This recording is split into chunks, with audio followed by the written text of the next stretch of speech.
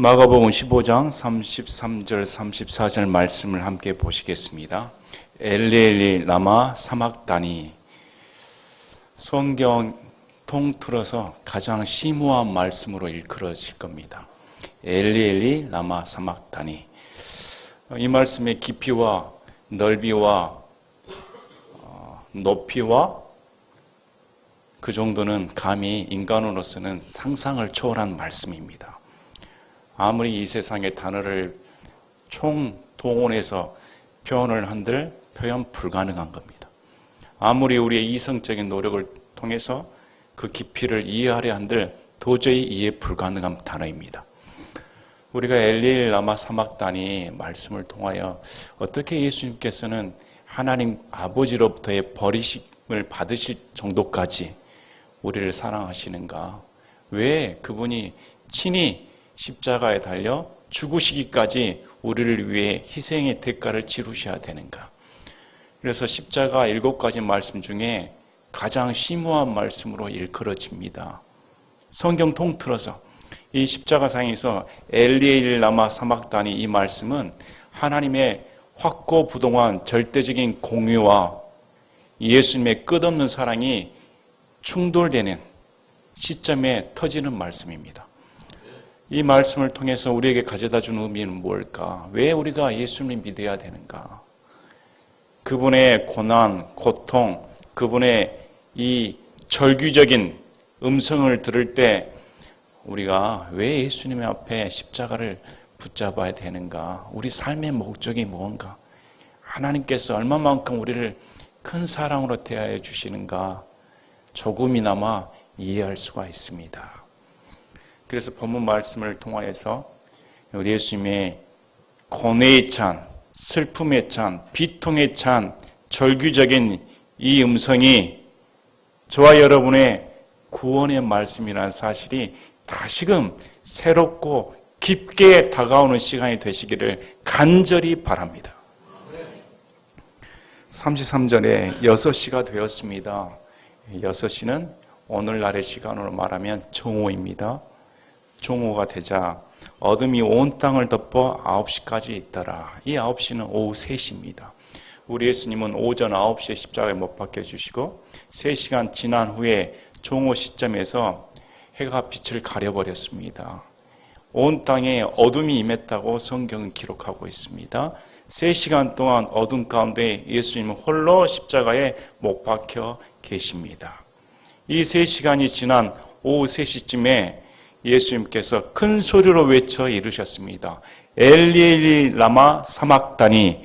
하시니 이것을 번역하면 나의 하나님이여 나의 하나님이여 어찌하여 나를 버리셨나이까? 라는 말이라. 이 말씀은 예수님께서 충격적인 말씀을 하시는 겁니다. 왜 하나님이 그분이 나를 버리셨습니까? 이렇게 외치는 말씀입니다. 그래서 이 말씀을 다시금 한번 깊이 새겨보는 시간이 되길 원합니다. 첫 번째는 왜 하나님께서 예수님을 버리셔야만 했는가? 두 번째는 왜 예수님은 버림을 당하시기까지 순종하셔야만 했는가? 세 번째는 왜 이 역사적인 사실이 우리에게 구원을 가져다 주는 말씀인가? 그래서 엘리엘 라마 사막다니 말씀을 이루셨을 때 하셨을 때 다 이루었다는 말씀이 나오는 겁니다. 그분이 버림을 당하지 않으셨다면 구원은 없는 겁니다. 하나님 아버지께서 아들이신 예수님을 버리지 않으셨다면 다 이루었다는 말씀은 성립이 되질 않습니다. 그래서 엘리엘 라마 사막다니는 모든 복음의 기초가 되는 겁니다. 우리 신앙의 기초도 이 말씀에 두어야 되는 겁니다. 왜 예수님께서 이렇게 절규적인 말씀을 하시는가? 첫 번째, 우리가 배경을 보니까 어둠이 온 땅을 덮어 9시까지 이르렀다. 이 세상에 빛이 사라졌다는 겁니다. 이것은 우리 하나님 아버지께서 예수님을 홀로 두셨다는 겁니다. 버리셨다는 의미가 있습니다. 등을 돌리셨다, 낯을 돌리셨다는 전 지구적인 사건을 보여주는 말씀입니다. 초자연적인 사건이 당시에 이루어진 겁니다. 해가 빛을 잃어버리고 온 땅이 어둠 가운데 들어가 버린 겁니다. 그 기간 동안 우리 예수님은 어떻게 견디셨을까요? 우리 예수님께서는 3시간 동안 어떤 마음을 품고 계셨을까요? 우리 예수님은 일일이 하나씩 기도해 주셨습니다. 저희를 용서하여 주시옵소서. 오늘 내가 나와 나가원 함께 있으리라. 여자여 당신의 아들입니다. 이렇게 말씀을 다 하셨습니다. 그런데 죽어가는 시점에서 우리 예수님께서 왜 나를 버리십니까? 이렇게 말씀을 하십니다. 여기서는 단어가 아버지란 말씀이 나오질 않습니다. 나의 하나님 이렇게 말씀을 하십니다. 이 말씀은 우리 예수님께서 하나님의 아들의 신분으로 말씀하신 것이 아닙니다. 죄인을 대표해서 죄가 되어서 죄인을 대표해서 하나님께 아뢰는 말씀입니다. 나의 아버지 이렇게 부르질 않습니다. 나의 하나님 이렇게 부릅니다. 자, 하나님은 어떤 분이실까?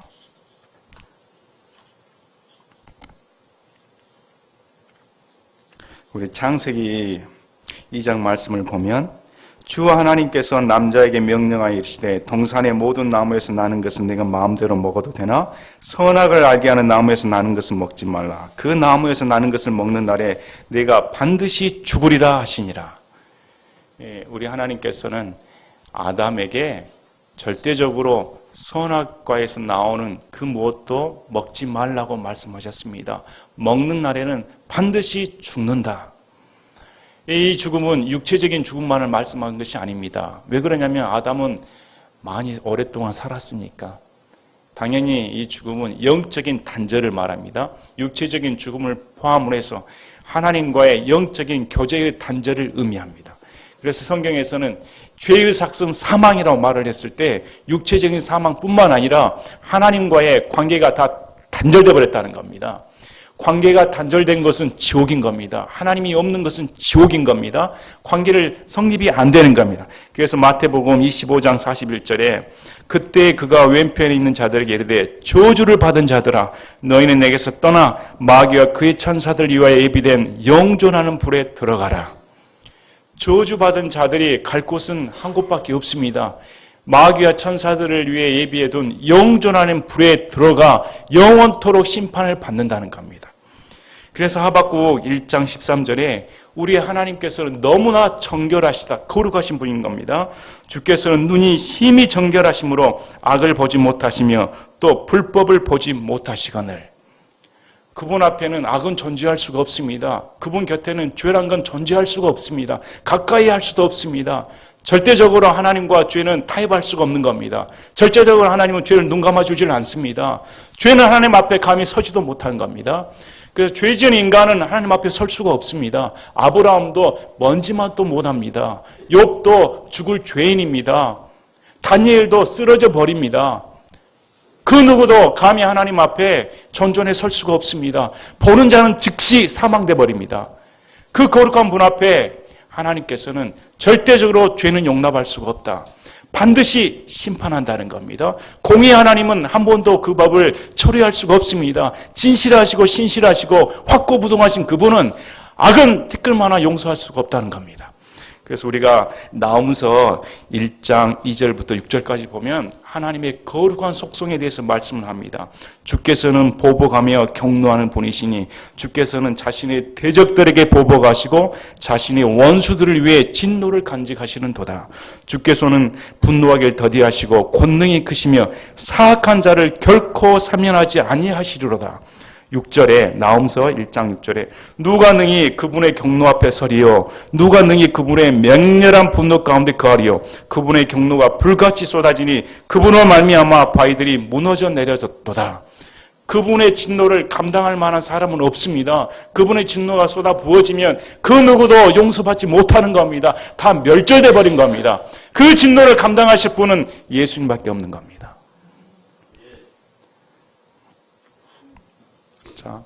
우리 예수님은 우리를 위해 죄 자체가 되셨다고 말씀을 합니다. 우리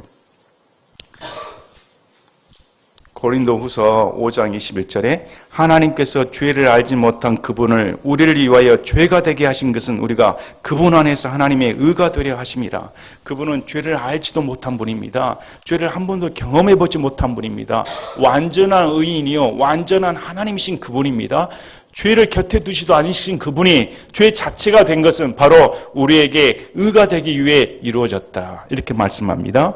갈라디아서 3장 13절에도 그리스도께서 우리를 위해 저주가 되사 율법의 저주에서 우리를 구속하셨으니 기록된 바 나무에 달리는 모든 자는 저주받았느니라. 그래서 그분은 십자가에 달리셨을 때 하나님께서 버리실 수밖에 없는 겁니다. 죄 자체가 되시고 저주 자체가 되신 분을 하나님 아버지께서는 아들이라 할지라도 진노를 쏟아부을 수밖에 없다는 겁니다. 버릴 수밖에 없다는 겁니다. 이게 하나님 아버지의 속성입니다. 죄의 참혹함입니다. 우리가 십자가에 달리신 예수님을 볼 때 왜 예수님께서 버림을 받으셨을까? 그게 인간의 죄에 대한 대가라는 겁니다. 그래서 인간의 죄에 대가되는 하나님의 공의의 심판에 따라 지옥 갈 수밖에 없는 겁니다. 그 누구도 하나님 앞에 심판받을 수밖에 없어서 하나님과 영적인 교제가 상실되는 순간 다 지옥 자식인 겁니다.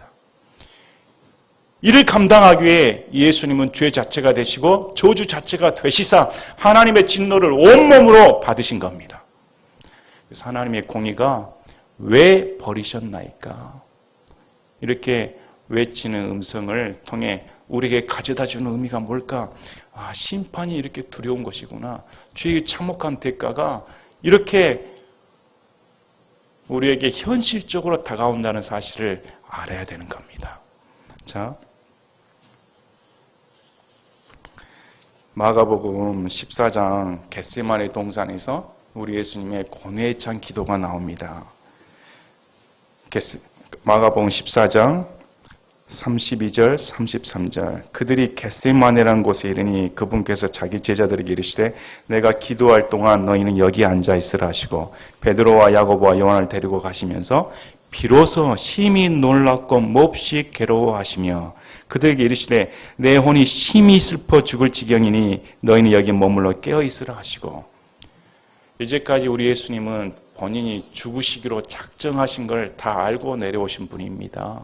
수차례 수제사장과 서기관들에게 고난을 받으시고 이방에 넘어져 정죄를 받아 십자가에 죽으실 거라고 애언의 말씀을 하셨습니다. 예수님은 본인이 죽음을 그냥 받아들였습니다. 그런데 지금 겟세마네 동산에서 기도하시기 직전에 예수님께서 하신 말씀은 비로소 심히 놀랍고 몹시 괴로워하셨다. 이제까지는 그렇게 말씀을 안 하셨는데 이제 십자가에 달리시기까지 바로 그날 잡히실 텐데 기도를 앞두시고 내 혼이 심히 슬퍼 죽을 지경이다. 이 말씀은 이제껏 들어보지 못한 말씀입니다. 이제껏 예수님이 이렇게 말씀하신 적이 없습니다. 심히 슬퍼 죽을 지경이라니요. 어떻게 하나님 아들이 심히 슬퍼 죽을 지경이 될 수가 있습니까? 그것은 이제 앞으로 예수님께서 죄 자체가 되시고 저주 자체가 되실 텐데 그걸 감당할 수가 없다는 겁니다. 그걸 생각하면 하나님 아버지와 교제가 단절될 텐데 그 슬픔을 감당할 수가 없다는 겁니다. 많은 사람들은 버림을 받았다 했을 때 여러분 가족이 여러분을 버리면 어떻습니까? 사랑하는 연인으로부터 버림을 받으면 사람들은 어떤 마음을 품을까요? 어떤 분은 정신질환이 생겨서 정신병원에 가기도 합니다. 또 극단의 선택을 하기도 합니다.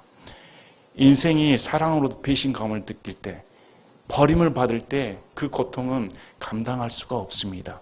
그러나 아무리 인간적인 고통이 강한다 할지라도 창세 전부터 하나님 아버지와 아들 하나님은 하나이십니다. 떨어진 적이 없으시며 그 사랑의 관계는 인간의 연인적인 사랑을 초월하는 그 사랑인데 그 사랑의 관계성이 깨지는 것을 아들이신 하나님은 감당할 수가 없다는 겁니다. 심히 슬퍼 죽게 되었다. 자,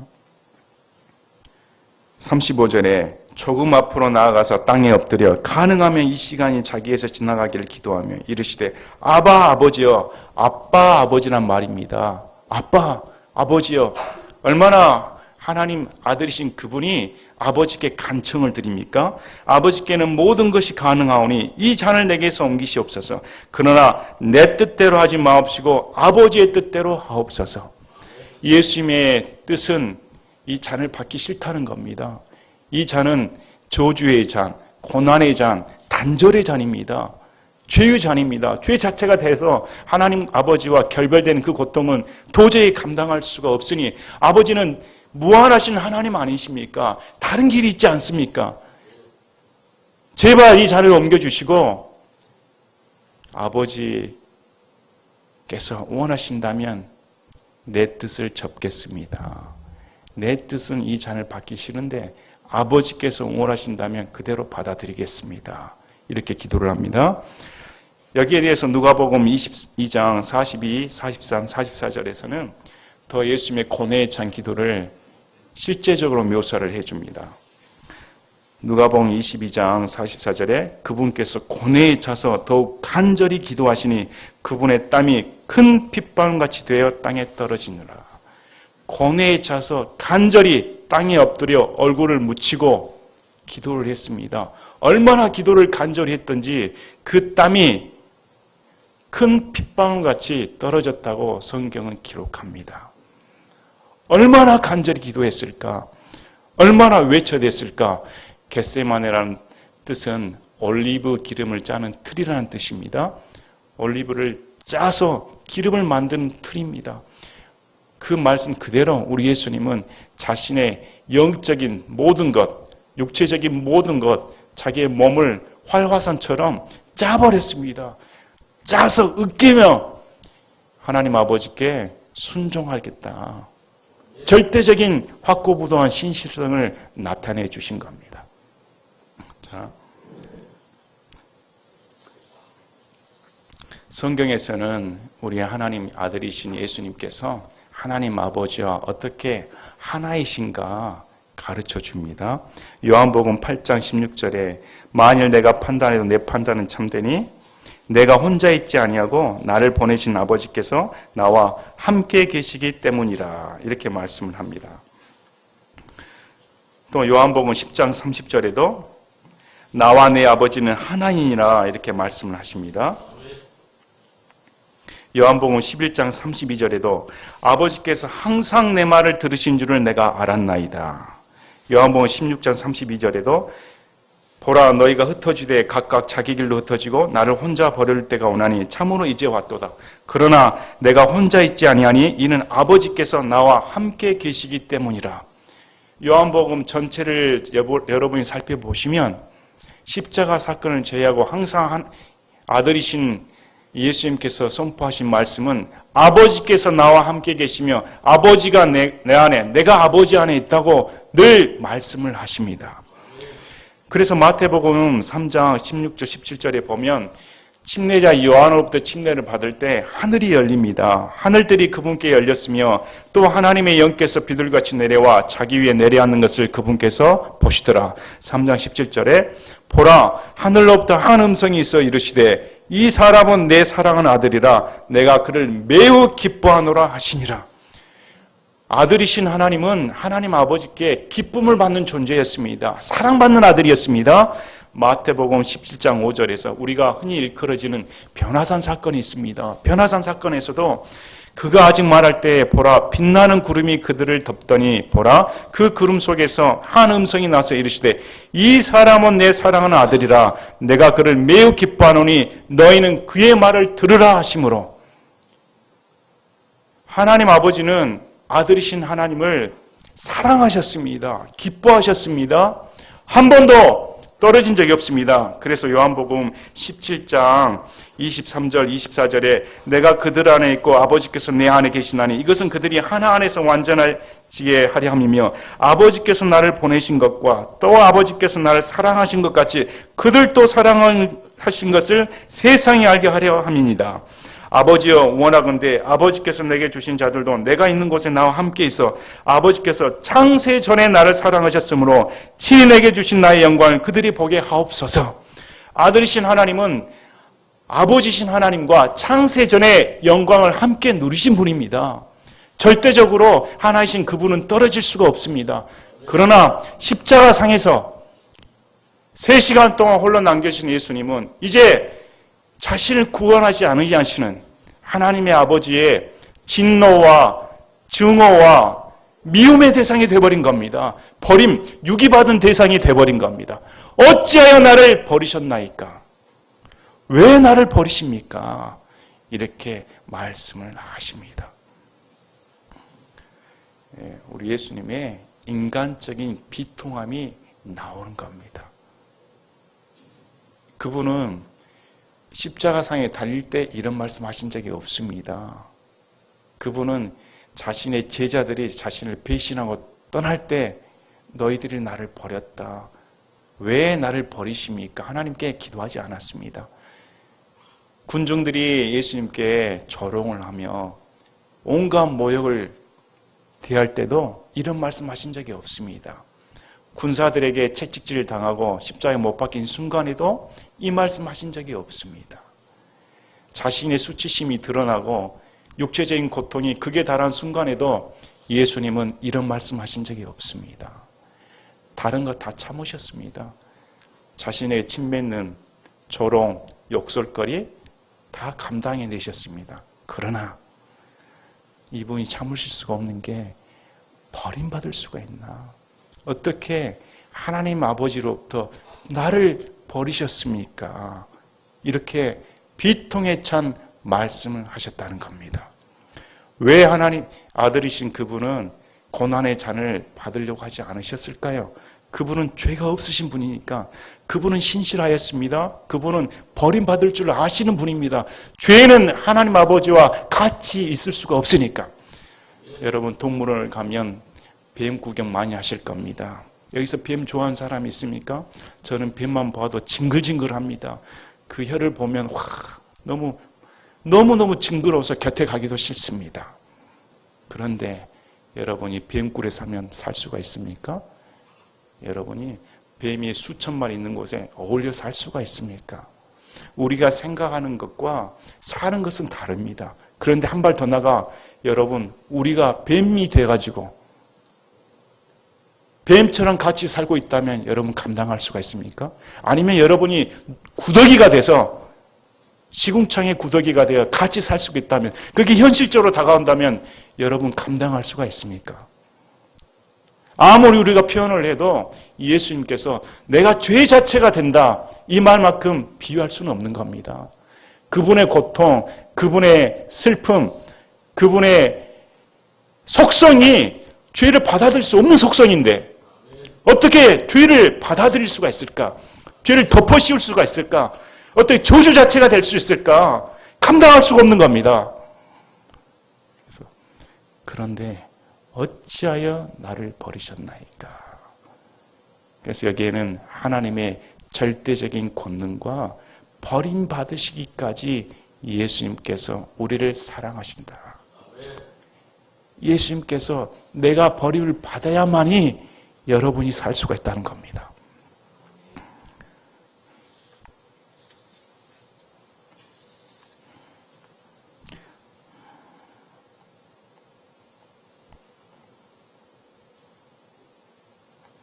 우리 로마서 5장 8절, 9절, 10절을 보면 이렇게 나옵니다. 로마서 5장 8절, 9절, 10절에 우리가 아직 죄인 되었을 때 그리스도께서 우리를 위해 죽으심으로 하나님께서 우리를 향한 자신의 사랑을 당당히 제시하시느니라. 그러면 이제 우리가 그분의 피로 말미암아 의롭게 되었은즉 더욱더 그분을 통해 진노로부터 구원을 받으리니 이는 우리가 원수였을 때 하나님의 아들의 죽음으로 말미암아 하나님과 화해하게 되었을진데 화해하게 된 자로서 더욱더 그분의 생명으로 말미암아 구원을 받으시길 때문이라. 십자가상에서 예수님의 엘리 라마 사막다니 이 말씀은 우리 인류를 향한 절대적인 사랑의 표현의 말씀입니다. 내가 버림받을기까지 내가 죄 자체가 되기까지 하나님 아버지의 저주 자체가 되기까지 너희를 사랑한다는 겁니다. 그래서 그분은 우리를 대신하여 죄 자체가 되셨습니다. 그분은 우리를 대신하여 저주 자체가 되신 겁니다. 그분은 우리를 대신하여 진노를 당하신 겁니다. 그분은 우리를 대신하여 하나님 아버지로부터 분리됨을 받았습니다. 그분이 분리됨을 받아야 분리됨을 받은 우리가 믿음을 통해 하나님과 화목되게 될 수가 있다는 겁니다. 그래서 예수님은 십자가상에서 모든 진노를 몸소 다 담당하셨다. 성경 이렇게 기록을 합니다. 여러분, 지금 엄동소란이 되면 어떨까요? 우리 6.25 피난민 때 엄동소란 가운데 피난민들 옷이라도 제대로 챙겨 입고 피난하겠습니까? 그러다 보면 우리 가슴을 찡한 사연 얘기를 듣습니다. 다리 밑에 보았더니 어머니가 자식을 품에 안고 죽었다. 엄동소란을 당해야 되니까 어머니가 다 감당하죠. 그래서 아들이 사는 이유는 그 어머니가 엄동소란의 모든 것을 자기 체온으로 다 감당해야 되니까 그것 때문에 아들의 생명을 살 수가 있습니다. 마찬가지입니다. 하나님의 사드나 시선, 하나님 아버지의 칼 같은 진노의 칼을 피할 수 있는 것은 예수님의 사랑의 헌신밖에 없는 겁니다. 그 품에 안을 때만이 살아날 수가 있습니다. 우리는 또 불길에 뛰어드는 소방관 얘기를 듣습니다. 맹렬히 타오르는 불길이 집안을 다 삼켜버리고 그런데 아이의 울음소리가 들려납니다. 소방관은 어떻습니까? 자신을 투신시켜버립니다. 그 아이를 살려야 되니까 대신 죽는 겁니다. 본인은 불에 타 죽어도 아이를 살려냅니다. 이런 헌신을 볼 때 우리는 큰 감동을 받습니다. 그러나 그 어떤 헌신의 대가를 지불한다 할지라도 하나님 아들이신 그분이 우리를 대신해 죽으신 만큼 비교할 수가 있겠습니까? 비교 불가합니다. 그분의 사랑, 그분의 헌신, 그분의 낮아짐은 비교 불가능한 겁니다. 여러분, 우리는 버림받지 않습니다. 이 사람들은 하나님께서 나를 버림받을 수가 있을까? 내가 하나님의 지금도 진노의 대상일까? 원망할 때가 있습니다. 그러나 성경에서는 우리가 버림받아야 됐는데 아들이신 그분이 우리 대신에 버림을 받으셨습니다. 그래서 절대적으로 예수 그리스도 안에 들어버리면 버림은 없는 겁니다. 내 대신에 하나님 아버지의 진노의 불길을 다 감당하셨기 때문에 이제 예수 그리스도 안에 들어온 자에게는 절대적으로 진노의 대상이 되지 않는다는 겁니다. 그래서 데살로니가전서 5장 9절에 하나님께서는 우리를 진노에 이르도록 정하지 아니하시고 우리 주 예수 그리스도로 말미암아 구원을 받도록 정하셨느니라.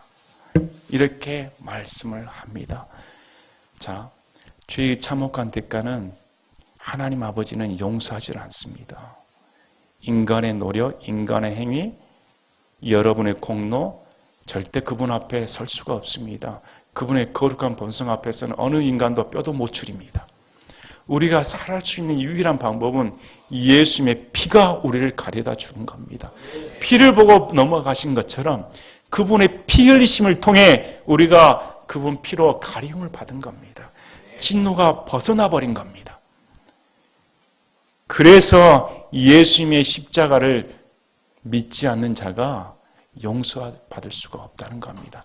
지옥 가는 유일한 죄는 예수님의 십자가를 믿지 않는 겁니다. 예수님의 대속의 구원의 은혜는 유일한 구원의 방법인 겁니다. 여러분, 겟세마네 동산에서 예수님께서 기도하실 때 누구를 위해 기도를 하셨을까요? 저와 여러분입니다.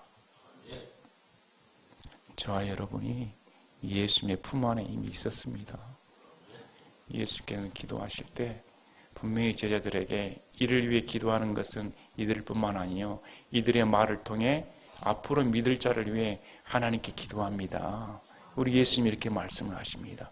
겟세마네 동산에서 그렇게 고난의 잔, 저주의 잔, 죄의 잔, 하나님 아버지로부터 버림받는 대가를 치르할 정도로 우리를 품에 안으신 겁니다. 너의 한 사람을 살리기 위해 나는 모든 걸 지불하겠다. 내가 버림받을기까지 내가 너를 사랑한다는 증거를 보여주겠다. 어찌하여 나를 버리셨나이까? 우리는 하나님 아버지로부터 나를 사랑할까? 내가 그래도 하나님 아버지로부터 지금도 진노를 받을까? 이렇게 착각할 때가 있습니까? 얼마나 어리석습니까? 그분이 보여준 사랑에 비하면 우리는 너무 이기적입니다. 너무 파렴치할 때도 있습니다. 그분의 사랑, 그분의 이 십자가에서 외치는 말씀을 생각하면 우리는 어떤 마음을 품어야 될까요? 죄에 대한 참혹감, 그래서 죄를 멀리해야 되는 겁니다. 왜 예수님께서 나 때문에 죽으셨는가? 내 죄 때문이니까. 그리고 하나님의 거룩한 속성에 동참해야 되는 겁니다. 얼마나 거룩한 분이시길래. 그 다음에 예수님의 사랑을 의심해서는 절대 안 되는 겁니다. 예수님의 사랑을 의심하는 것은 불신의 죄악인 겁니다. 그분의 치른 대가, 부모가 상고의 고통을 겪어서 어머니가 아들을 낳습니다. 딸을 낳습니다. 그런데도 그 고마움을 모른다면 어쩔까요? 얼마나 큰 고통의 대가를 치르고 아이를 낳았는데, 하물며 그분은 자신의 생명을 바치고 우리를 선택했습니다. 저는 한 번쯤 그 생각을 합니다. 산부인과 의사가 산모나 아이를 둘 다 살릴 수 없습니다. 둘 중에 하나를 택해야 됩니다. 남편한테 물어봅니다. 그럼 남편은 누굴 살릴까요? 아이는 또 낳을 수 있으니까 마누라 살려야 되죠. 근데 정신이 오락가락한 마누라가 뭘 말합니까? 여보, 나는 죽어도 돼. 내 자식은 살려야 돼. 나를 죽여달라. 이렇습니다. 여러분 누굴 택할까요? 근데 그 자식이 멀쩡하다면, 요즘에는 유전자 검사를 해서 장애가 태어난다든지 지체가 태어난다면 유산시켜버립니다. 작년만 해도 전 세계적으로 무려 4천만 명 이상이나 되는 태아가 살해당했다고 합니다. 그런데 우리 자신을 돌아보시길 바랍니다. 우리가 잘났습니까? 우리는 어쩌면 지적인 장애가 모릅니다. 어쩌면 정신적인 지체 하나 다름없습니다. 하나님을 안다면서도 여전히 우리는 죄 가운데 방탕하는 죄인에 불과합니다. 그런데도 이런 우리를 위해 예수님께서 죽으시겠다. 우리를 다시 탄생시키기 위해 값을 치러주겠다. 이렇게 말씀하시는 겁니다. 여러분, 예수님께 소망을 두십시오. 예수님께서 나를 한 사람을 위해 생명을 대신했다는 그 말 한마디로도 우리는 위로받고 우리의 살 이유가 되는 겁니다. 우리가 살아갈 이유가 되는 겁니다. 그래서 신약 성도인 우리는 어떤 기도를 해야 되는 줄 아십니까? 이 말씀입니다. 나의 하나님, 나의 하나님, 어찌하여 나를 위해 예수님을 버리셨나이까? 어찌하여 나 같은 자를 위해 예수님을 버리실 정도로 사랑하십니까? 도저히 이해할 수가 없습니다. 도저히 깨달을 수가 없습니다. 한평생을 살아도 그 사랑에 가까이 근접할 수가 없습니다. 여러분의 마음 가운데 다시금 이 음성이 귓가에 들려오시길 바랍니다. 십자가의 그 참혹한 가운데, 온 세상이 어둠 가운데, 칠흑 가운데 있는 가운데 이 예수님의 비통에 찬, 절규에 찬 아버지여 어떻게 나를 버리실 수가 있습니까? 하는 그 절규의 음성이 바로 저를 구원한 음성이라는 사실에 귀를 기울이시길 바랍니다. 참, 말씀을 준비하면서 보다 보니까 참 제가 너무 부족하다 생각이 듭니다. 어떻게 인간의 짧은 혀로 예수님의 고뇌에 대해서 논하겠습니까? 그 자체가 신성모독으로 여겨집니다. 어떻게 인간의 단어로 그분의 고통을 묘사할 수가 있단 말입니까?